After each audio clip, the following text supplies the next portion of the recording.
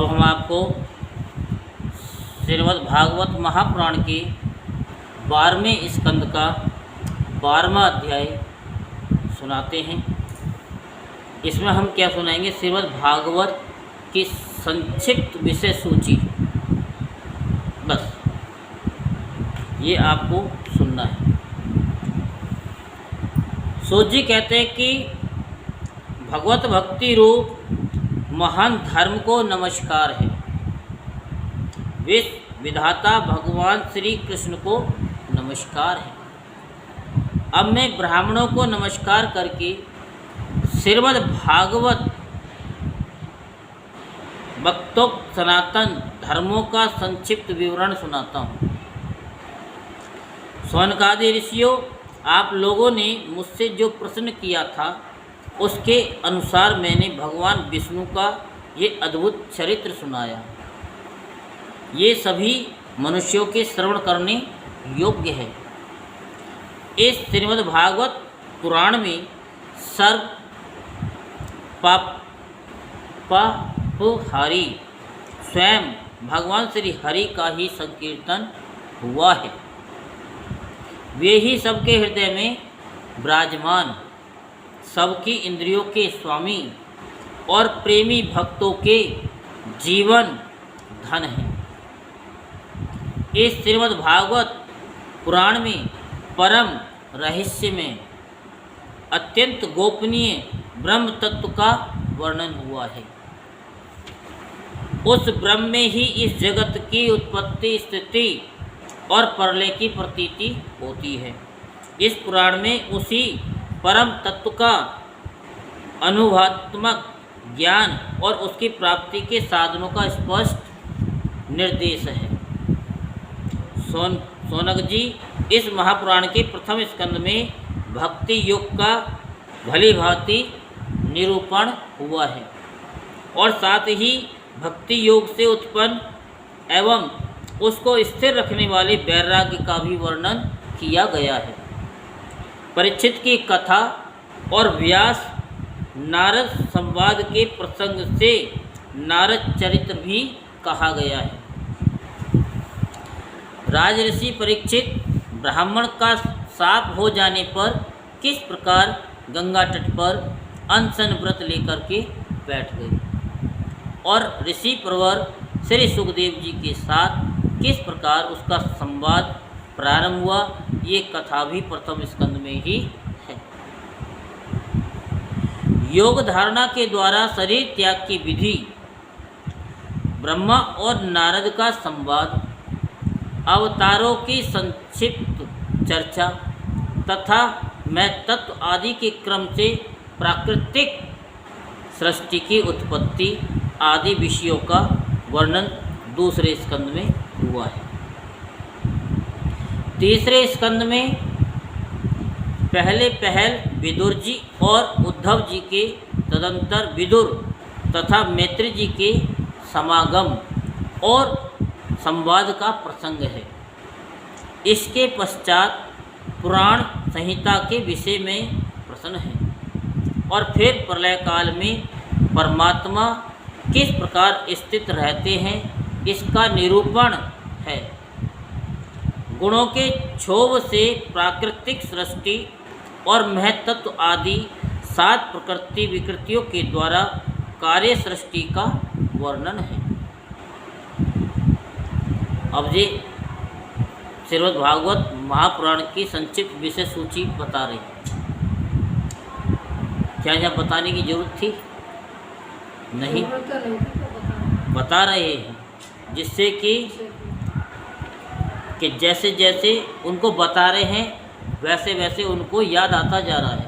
इसके बारे में आपने सुनी है तो आपको भी कुछ ना कुछ तो याद आया ही होगा। ये तो है नहीं कि नहीं आया। और वही चीज़ आपको हम बता रहे हैं कि शुरू से सुनो। इसके बाद ब्रह्मांड की उत्पत्ति और उसमें विराट पुरुष की स्थिति का स्वरूप समझाया गया है। तदंतर स्थूल और सूक्ष्म काल का स्वरूप, लोक पद्म की उत्पत्ति, प्रलय समुद्र से पृथ्वी का उद्धार करते समय वराह भगवान के द्वारा हिरण्याक्ष वध देवता पशु पक्षी और मनुष्यों की सृष्टि एवं रुद्रों की उत्पत्ति का प्रसंग है। इसके पश्चात उस अर्ध नारी नर के स्वरूप का विवेचन है, जिससे स्वाम्भुव मनु और स्त्रियों की अत्यंत उत्तम आधा प्रकृति शतरूपा का जन्म हुआ था।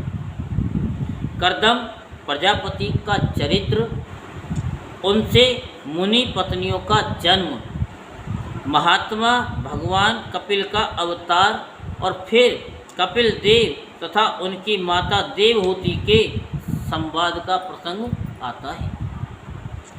अब चौथे स्कंद में मरीचि आदि 9 प्रजापतियों की उत्पत्ति, दक्ष यज्ञ का विध्वंस, राजऋषि ध्रुव एवं पृथु का चरित्र तथा प्राचीन वही और नारद जी के संवाद का वर्णन। 5वें स्कंद में प्रियव्रत का उपाख्यान, नाभि, ऋषभ और भरत के चरित्र, द्वीप, वर्ष, समुद्र, पर्वत और नदियों का वर्णन और ज्योतिष चक्र के विस्तार एवं पाताल तथा नरकों की स्थिति का निरूपण हुआ है। शौनकादि ऋषियों 6ठे स्कंद में ये विषय आए हैं, पर चेताओं से दक्ष की उत्पत्ति, दक्ष पुत्रियों की संतान, देवता, असुर, मनुष्य, पशु, पर्वत और पक्षियों का जन्म, कर्म, वित्रासुर की उत्पत्ति और उसकी परम गति। अब 7वें स्कंद के विषय बतलाए जाते हैं। इस स्कंद में मुख्यतः दैत्यराज हिरण्याकश्यपु और हिरण्याक्ष के जन्म, कर्म एवं दैत्य शिरोमणि महात्मा प्रहलाद के उत्कृष्ट चरित्र का निरूपण है। 8वें स्कंद में मनमंत्रों की कथा, गजेंद्र मोक्ष, विभिन्न मनमंत्रों में होने वाले जगदीश्वर, भगवान विष्णु के अवतार, कूर्म, मत्स्य, वामन, धन्वंतरी, हयग्रीव आदि, अमृत प्राप्ति के लिए देवताओं और दैत्यों का समुद्र मंथन और देवासुर संग्राम आदि विषयों का वर्णन है। 9वें स्कंद में मुख्यतः राज्य वंशों का वर्णन है। इक्ष्वाकु के जन्म, कर्म, वंश विस्तार, महात्मा, सुधुमन, इला एवं तारा के उपाख्यान, इन सब का वर्णन किया गया है। सूर्य वंश का वृत्तांत, ससाद और नृग आदि राजाओं का वर्णन, सुकन्या का चरित्र और सरयाती, खटवांग, मानधाता, सौभरी, सगर, बुद्धिमान, ककुत्य और कौशलेंद्र भगवान राम के सर्पापहारी चरित्र का वर्णन भी इस स्कंद में है। तदंतर निमि का देह त्याग और जनकों की उत्पत्ति का वर्णन,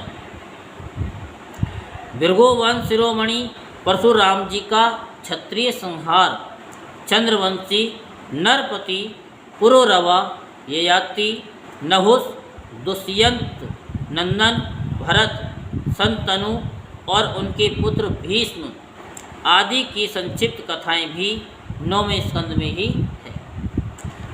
सबके अंत में ययाति के बड़े लड़के के यदु का वंश विस्तार कहा गया है। शौनकादि ऋषियों, इसी यदुवंश में जगतपति भगवान श्री कृष्ण ने अवतार ग्रहण किया है। उन्होंने अनेक असुरों का संहार किया। उनकी लीला इतनी है कि कोई पार नहीं पा सकता। फिर भी 10वें स्कंद में उनका कुछ कीर्तन किया गया है। वसुदेव जी की पत्नी देवकी के गर्भ से उनका जन्म हुआ। गोकुल में नंद बाबा के घर जाकर बढ़े, पूतना के प्राणों को दूध के साथ पी लिया। बचपन में ही छकड़े को उलट दिया। तृणाव्रत बकासुर एवं वत्सासुर को पीस डाला। सपरिवार धेनुकासुर और प्रलंबासुर को मार डाला। दावानल से घिरे गोपों की रक्षा की। कालिये नाग का दमन किया। अजगर से नंद बाबा को छुड़ाया। इसके बाद गोपियों ने भगवान को पति रूप से प्राप्त करने के लिए व्रत किया और भगवान श्री कृष्ण ने प्रसन्न होकर उन्हें अभिमत वर दिया। भगवान ने यज्ञ पत्नियों पर कृपा की। उनके पतियों ब्राह्मणों को बड़ा पश्चाताप हुआ कि नहीं। गोवर्धन धारण की लीला करने पर इंद्र और कामधेनु ने आकर भगवान का यज्ञ अभिषेक किया। शरद ऋतु की रात्रियों में ब्रज सुंदरियों के साथ रास क्रीड़ा की। दुष्ट शंखचूड़ अरिष्ट और केसी के वध की लीला हुई। तदंतर अक्रूर जी मथुरा से वृंदावन आए और उनके साथ भगवान श्री कृष्ण तथा बलराम जी ने मथुरा के लिए प्रस्थान किया। उस प्रसंग पर ब्रज सुंदरियों ने जो विलाप किया था उसका वर्णन है। राम और श्याम ने मथुरा में जाकर वहाँ की सजावट देखी और कुवल्य पीठ, हाथी, मुष्टिक, चाणूर एवं कंस आदि का संहार किया। सांदीपनी गुरु के यहाँ विद्या अध्ययन करके उनके मृत पुत्रों को लौटा लाई। सौनकादि ऋषियों जिस समय भगवान श्री कृष्ण मथुरा में निवास कर रहे थे उस समय उन्होंने उद्धव और बलराम जी के साथ यदुवंशियों का सब प्रकार से प्रिय और हित किया। जरासंध कई बार बड़ी बड़ी सेनाएं लेकर आया और भगवान ने उनका उद्धार करके पृथ्वी का भार हल्का किया। काले वन को मुचकुंद से भस्म करा दिया। द्वारकापुरी बसाकर रातों रात सबको वहाँ पहुँचा दिया। स्वर्ग से कल्पवृक्ष एवं सुधर्मा सभा ले आए। भगवान ने दल के दल शत्रुओं को युद्ध में पराजित करके रुक्मणी का हरण किया। वाणासुर के साथ युद्ध के प्रसंग में महादेव जी पर ऐसा बाण छोड़ा कि वे जमाई लेने लगे और इधर वाणासुर की भुजाएं काट डाली। प्राग ज्योतिषपुर के स्वामी भूमासुर को मारकर 16,000 कन्याएं ग्रहण की। शिशुपाल, पौंड्रक, साल, दुष्ट, दंतवक्त्र, समरासुर, द्विद, पीठ, मुर, पंचजन आदि दैत्यों के बल और उसका वर्णन करके ये बात बतलाई गई कि भगवान ने उन्हें कैसे कैसे मारा। भगवान के चक्र ने काशी को जला दिया और फिर उन्होंने भारतीय युद्ध में पांडवों को निमित्त बनाकर पृथ्वी का बहुत बड़ा भार उतार दिया। सौनकादि ऋषियों 11वें स्कंद में इस बात का वर्णन हुआ है कि भगवान ने ब्राह्मणों के शाप के बहाने किस प्रकार यदुवंश का संहार किया। इस स्कंद में भगवान श्री कृष्ण और उद्धव का संवाद बड़ा ही अद्भुत है।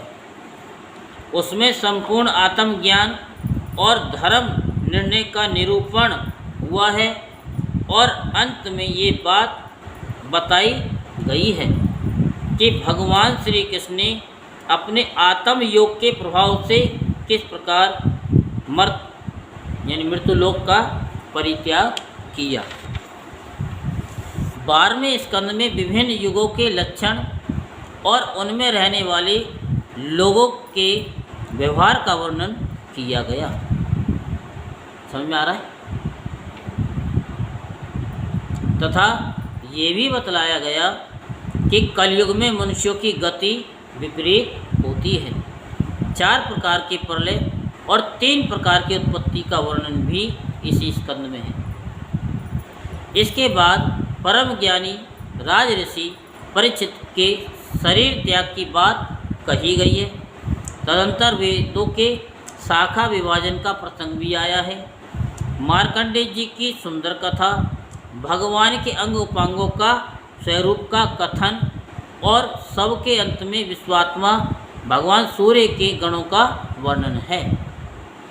शौनकादि ऋषियों, आप लोगों ने इस सत्संग के अवसर पर मुझसे जो कुछ पूछा था उसका वर्णन मैंने कर दिया। इसमें संदेह नहीं है कि इस अवसर पर मैंने इस तरह से भगवान की लीला और उनके अवतार चरित्रों का ही कीर्तन किया गया है। जो मनुष्य, ध्यान से सुनो, जो मनुष्य गिरते पड़ते, फिसलते, दुख भोगते अथवा छींकते समय विवशता से भी ऊंचे स्वर से बोल उठता है, हरे नमः, क्या हरे नमः, वह सब पापों से मुक्त हो जाता है। एक ही मंत्र है, ओम हरे नमः। किसी दुष्ट का भी अगर संपर्क हो जाए तो ओम हरे नमः बोल। तो अब ये आपको रिवीजन हो रहा है। जैसे पहले पढ़ाई होती थी, अब होती कि नहीं होती वो हमको नहीं पता, लेकिन पहले तो पढ़ाते थे बिल्कुल ऐसे ही, और फिर उसके बाद में फिर कहीं के हमारा कहीं उनसे पूछते थे चलो रिवीजन करो, पढ़ाते थे। फिर उसके बाद फिर पढ़ाते थे बच्चों को, और पेपर तक 50 बार रिवीजन करा देते थे, जिससे कि बच्चा जो है आँख बंद करके उन क्वेश्चन का हल कर देते थे। ओम हरे नमः या हरे नमः वह सब पापों से मुक्त हो जाता है। बहुत से क्या एक शिष्टाचार होती है कि छींकते समय सॉरी बोलते हैं, और लेकिन कुछ लोग होते हैं छींक देते हैं लेकिन सॉरी नहीं बोलते, तो सॉरी नहीं बोलते। जब भी छींक आए, आपको तो मैं नहीं कहूँगा कि सॉरी बोलो, यूट्यूब वाले बोले तो बोलने दो, ठीक है, लेकिन आपको केवल ओम हरे नमः, एक शिष्टाचार है कि छींक आई तो हमने जब हरे नमः बोल दिया तो भी पता नहीं कौन सी ऐसी ठोकर हमको लग जाए कि हमारे प्राण, क्या पता हम छींक रहे छींकते समय ही चले जाए, हरे नमः बोलने का अवसर ही न मिले। लेकिन जब हरे नमः बोलोगे छींकते समय तो ऑटोमेटिक ही वो हरे नमः निकलते निकलते प्राण भूल जाएगा। इसी की तो आदत बनानी है, बस समझ आ रही है नहीं। यहाँ भी क्या बताया गया कि गिरते पड़ते गिरो ओम हरे नमः, हम क्या बोलेंगे, वही माँ कुछ भी बोलो, लेकिन ओम हरे नमः,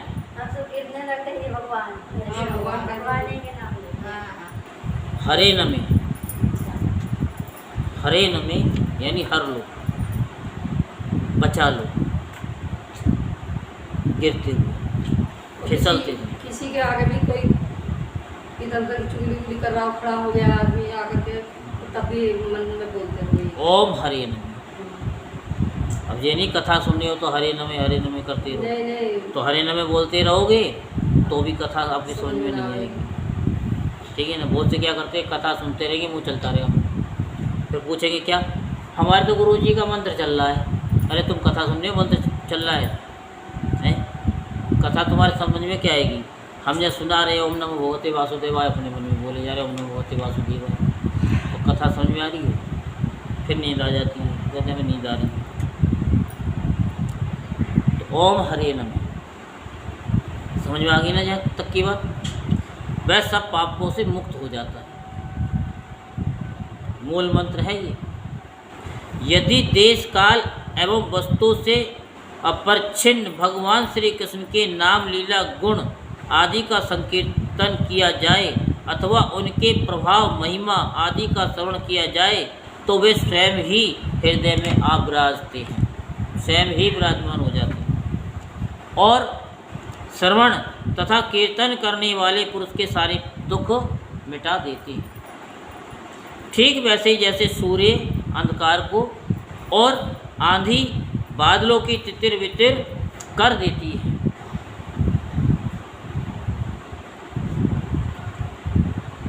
जिस वाणी के द्वारा घटघटवासी अविनाशी भगवान का नाम, लीला, गुण आदि का उच्चारण नहीं होता, वह वाणी भावपूर्ण होने पर भी निरर्थक है। बात समझ में आई? आ गई? आ गई? ये दोबारा, जिस वाणी के द्वारा घटघटवासी अविनाशी भगवान के नाम, लीला, गुण आदि का उच्चारण नहीं होता, वह वाणी भावपूर्ण होने पर भी निरर्थक है, बेकार है। बेशक भाव है वो बेकार है। यहाँ तुम कथा सुनो, कथा करो, सुनाने लग जाओ और उसके बाद मान लो मुख में राम बगल में छुरी है तो कोई फ़ायदा नहीं। अगर मैं भी आपको कथा सुना रहा हूँ और आपसे ये अभिलाषा रखता हूँ कि आप मुझे कुछ दे, तो वो भी बेकार है। और लेने वाला भी वही और देने वाला भी वही है।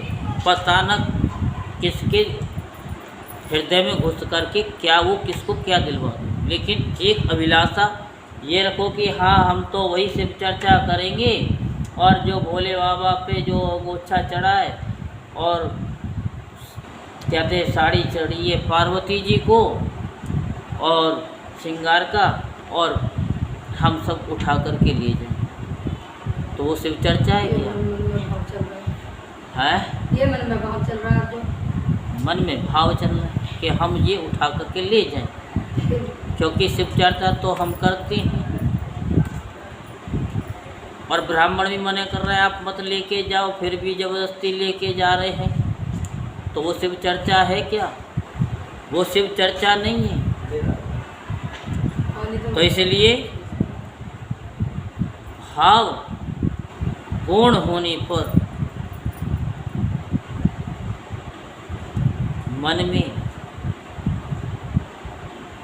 जिस वाणी के द्वारा घटघटवासी अविनाशी भगवान के नाम, लीला, गुण आदि का उच्चारण नहीं होता, वह भाव पूर्ण होने पर भी बेकार है। जैसे गंगा के दो तट होते हैं, एक सकाम और एक निष्काम, तो ऐसे ही हम लोगों को निष्काम हो करके भगवान की भक्ति करनी चाहिए। वहाँ उसको बिजनेस नहीं बनाए। लेडीज ना कर रही थी नवरात्रों में, धोती ना चढ़ा करके मुझे दे देना। तो क्या है कि हमने तो साफ कह दिया हम तो देंगे, चढ़ा देते कर देना, ऐसे ही ले जाओ, अपने आप चढ़ा लो, ले जाओ। और फिर थोड़ी देर बाद, हाँ फिर थोड़ी देर बाद ले गई साड़ी को छुआ करके नवरात्रों में। अब घर तक पहुँचे नहीं, भाव आया कि नहीं माता को तो चढ़ाई नहीं, फिर गई दुकान पे नई लेके आई कि अब गुरुजी अब चढ़ा दो, मैंने वापस नहीं मिलेगी, क्योंकि हमारे मन में भाव आ गया कि नहीं हमको नहीं लेना चाहिए। वो हमारी एक इच्छा है कि आपने चढ़ाया, अगर हमने वहाँ पे प्रसाद के रूप में आपको दे दें, क्योंकि वो तो परमात्मा ने हमारे अंदर भाव दिया है। अब जैसे लड्डू का प्रसाद है, आज लड्डू का प्रसाद है, ठीक है, किसी ने हमको दिया, अब हम आपको दें या ना दें ये भाव हमारा है। सुबह दिया था, हमने कि शाम को कथा करेंगे तो ये बांटेंगे, सुबह एक भाव आ गया,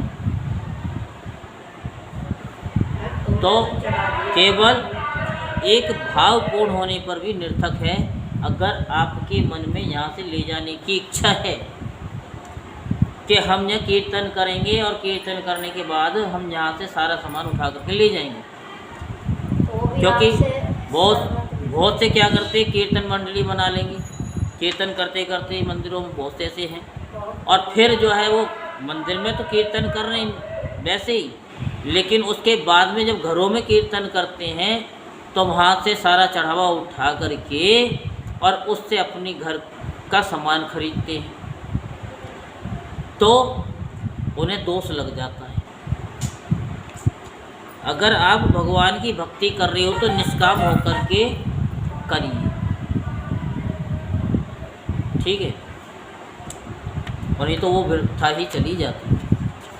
सारहीन है, सुंदर होने पर भी असुंदर है।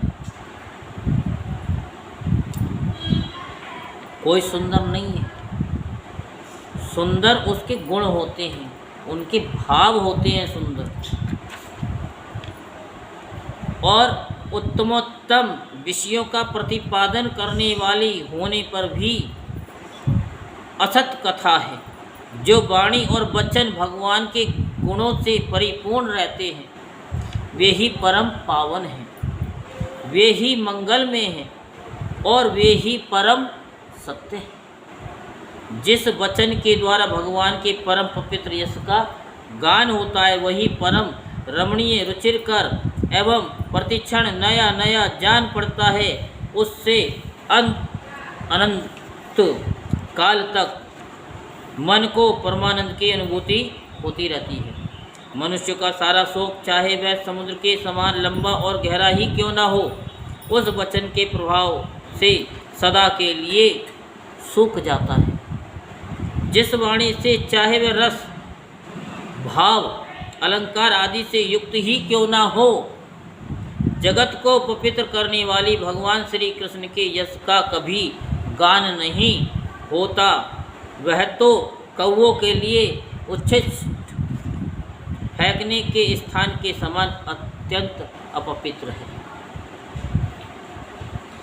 मानस सरोवर निवासी हंस अथवा ब्रह्मधाम में विहार करने वाले भगवत चरणारविंद श्रित परमहंस भक्त उसका कभी सेवन नहीं करते। निर्मल हृदय वाले साधु जन तो वहीं निवास करते हैं जहाँ भगवान रहते हैं।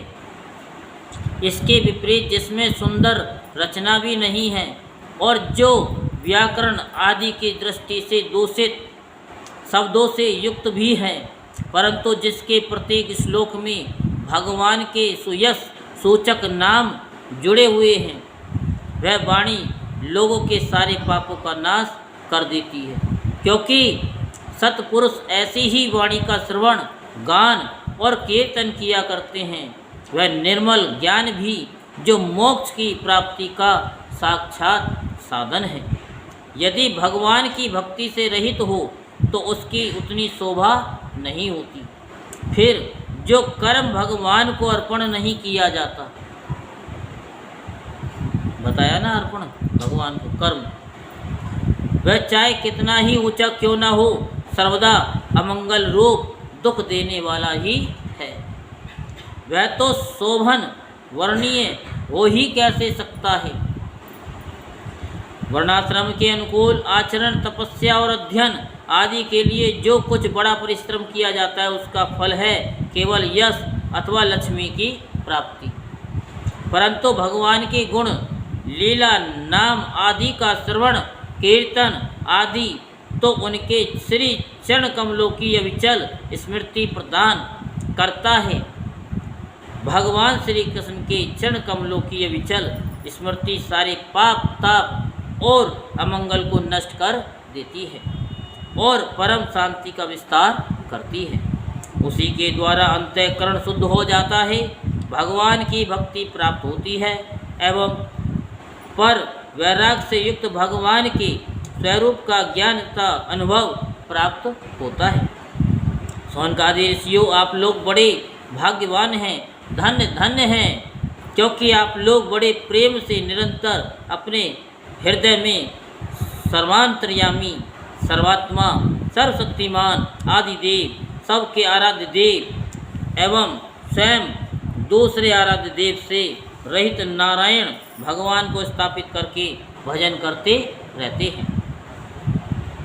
जिस समय राज ऋषि परीक्षित अनशन करके बड़े बड़े ऋषियों की भरी सभा में सबके सामने श्री सुखदेव जी महाराज से श्रीमद् भागवत की कथा सुन रही थी, उस समय वहीं बैठकर मैंने भी उन्हीं परम ऋषि के मुख से इस आत्म तत्व का श्रवण किया था।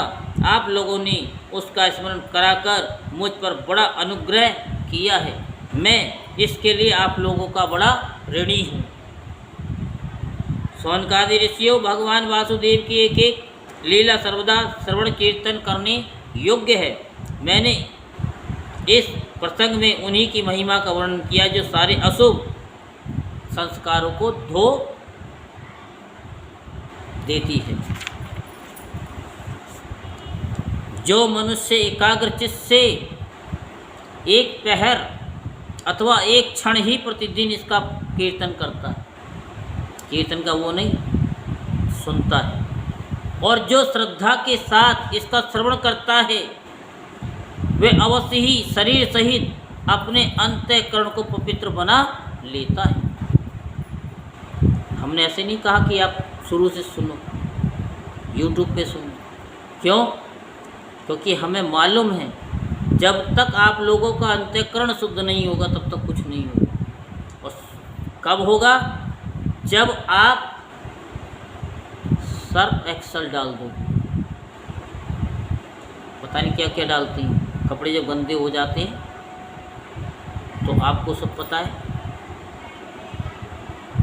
सफ़ेद कपड़ों में टीनोपाल भी डाल देते हैं कि इससे उसके अंदर और निखार आ जाए, उजाला भी डाल देते हैं, रिन से भी धो देते हैं। तो ऐसे ही ये हमारे अंतःकरण को धोने के लिए सबसे बढ़िया साबुन है। इससे बढ़िया साबुन नहीं हो सकता, फ्री का साबुन है। तो इससे सुन सुन करके अपने मन के मैल को धो डालो और तन के मैल को भी धो डालो। जो मैल कान से नहीं निकलता,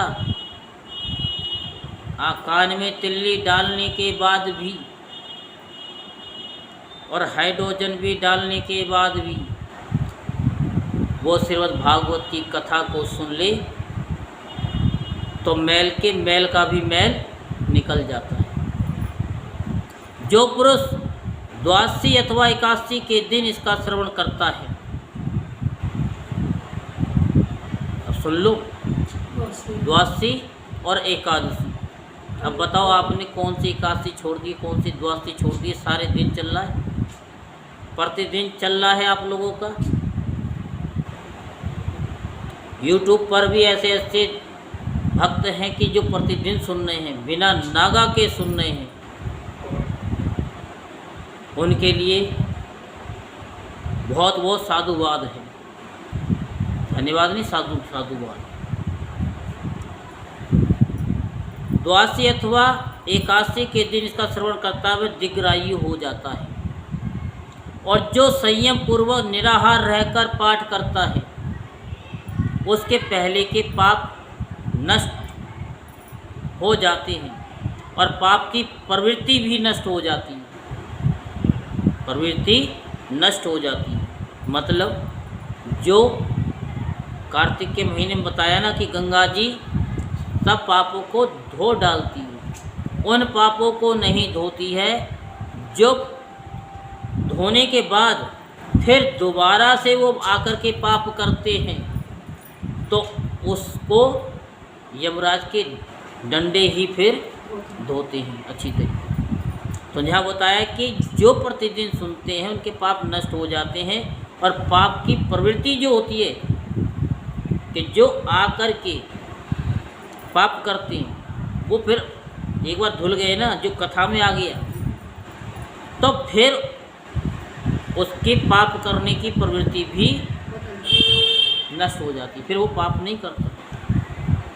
जो मनुष्य इंद्रियों और अंतःकरण को अपने बस में करके उपवास पूर्वक पुष्कर, मथुरा अथवा द्वारिका में इस पुराण संहिता का पाठ करता है वे सारे भयों से मुक्त हो जाता है। जो मनुष्य इसका श्रवण या उच्चारण करता है उसके कीर्तन से देवता, मुनि, सिद्ध, पितृ, मनु और नरपति संतुष्ट होते हैं और उसकी अभिलाषाएं पूर्ण करते हैं। अभिलाषा जो उसकी रिक्वायरमेंट होती है उसको पूर्ण करते हैं। ऋग्वेद, यजुर्वेद और सामवेद के पाठ से ब्राह्मण को मधुकुल्या, घृतकुल्या और पयशूल्या, मधु, घी एवं दूध की नदियाँ अर्थात सब प्रकार की सुख समृद्धि की प्राप्ति होती है। वही फल श्रीमद् भागवत के पाठ से भी मिलता है। जो द्विज संयम पूर्वक इस पुराण संहिता का अध्ययन करता है उसे उसी परम पद की प्राप्ति होती है जिसका वर्णन स्वयं भगवान ने किया है। इसके अध्ययन से ब्राह्मण को ऋतंभरा प्राज्ञ तत्व ज्ञान को प्राप्त कराने वाली बुद्धि की प्राप्ति होती है। किसकी? तत्व ज्ञान, जिसके लिए मनुष्य का शरीर मिला है, जो आप लोगों की समझ से बाहर है। और क्षत्रिय को समुद्र प्रयत्न भूमंडल का राज्य प्राप्त होता है। वैश्य कुबेर का पद प्राप्त करता है और शूद्र सारे पापों से छुटकारा पा जाता है। भगवान ही सबके स्वामी हैं और समूह के समूह कलिमलों को ध्वंस करने वाले हैं। यूँ तो उनका वर्णन करने के लिए बहुत से पुराण हैं, परंतु उनमें सर्वस्व और निरंतर भगवान का वर्णन नहीं मिलता। श्रीमद् भागवत महापुराण में तो प्रत्येक कथा प्रसंग में पद पद पर सर्वस्वरूप भगवान का ही वर्णन हुआ है। वे जन्म मृत्यु आदि विकारों से रहित, देश कालाधिकृत परिच्छेदों से मुक्त एवं स्वयं आत्म तत्व ही हैं। जगत की उत्पत्ति, स्थिति, प्रलय करने वाली शक्तियाँ भी उनकी स्वरूप भूत ही है, भिन्न नहीं। ब्रह्मा, शंकर, इंद्र और आदि लोकपाल भी उनकी स्तुति करना लेश मात्र भी नहीं जानते। उनके एक रस सच्चिदानंद स्वरूप परमात्मा को मैं नमस्कार करता हूँ, जिन्होंने अपने स्वरूप में ही प्रकृति आदि 9 शक्तियों का संकल्प करके इस चराचर जगत की सृष्टि की है और जो इसके अधिष्ठान रूप से स्थित है तथा जिनका परम पद केवल अनुभूति स्वरूप है। उन्हीं देवताओं के आराध्य देव सनातन भगवान के चरणों में नमस्कार करता हूँ। श्री सुखदेव जी महाराज अपने आत्मानंद में ही निमग्न थे। इस अखंड अद्वैत स्थित से उनकी भेद दृष्टि सर्वदा निवृत्त हो चुकी थी। फिर भी मुरली मनोहर श्याम सुंदर की मधुमयी मंगलमयी मनोहारिणी लीलाओं ने उनकी वृत्तियों को अपनी ओर आकर्षित कर लिया और उन्होंने जगत के प्राणियों पर कृपा करके भगवत तत्व को प्रकाशित करने वाले इस महापुराण का विस्तार किया। मैं उन्हीं सर्व पापहारी व्यासनंदन भगवान श्री सुखदेव जी के चरणों में नमस्कार करता हूँ। यहीं श्रीमद् भागवत महापुराण के 12वें स्कंद का 12वां अध्याय संपूर्ण होता है। बोल वृंदावन बिहारी लाल की, बोल बांके बिहारी लाल की। जय जय श्री राधेश्याम, जय जय श्री राधेश्याम, जय जय श्री राधेश्याम।